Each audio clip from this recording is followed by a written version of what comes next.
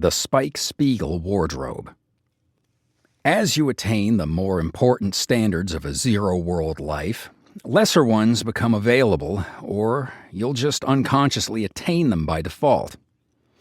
For example, in becoming a minimalist, it's almost a guarantee you'll have an adequate retirement account as a result.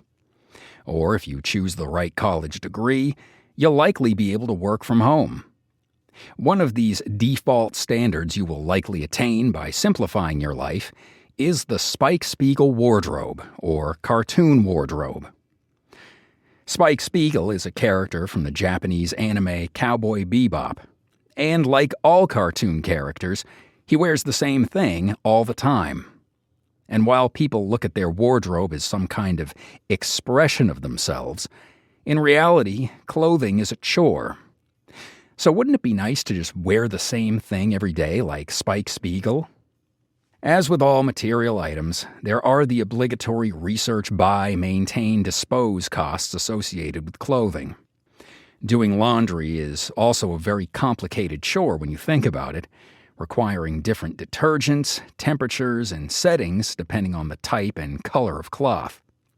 And if you're a woman, or ever helped a woman move, you know just what a ridiculous amount of space clothes take up, very much impairing the functionality of most American homes.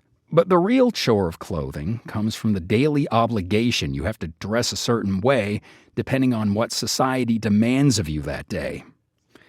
Be it work, school, a social outing, etc., you have an obligation to dress the part when you go out in public.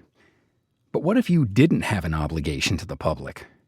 Not that you'd be walking around naked, but what if you didn't have to go to an office? What if, similar to your car, you didn't care what people thought of how you dressed? What if you're okay going to Goodwill to get your clothing because you just need clothes, not a brand name, a uniform, or a statement?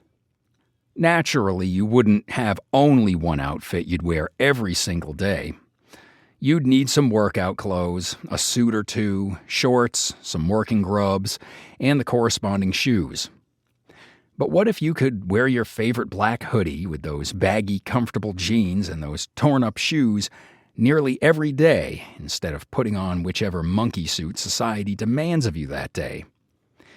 It may seem obscure, it is certainly minor, and it's more of a proof you have arrived than something tangible like buying your forever home.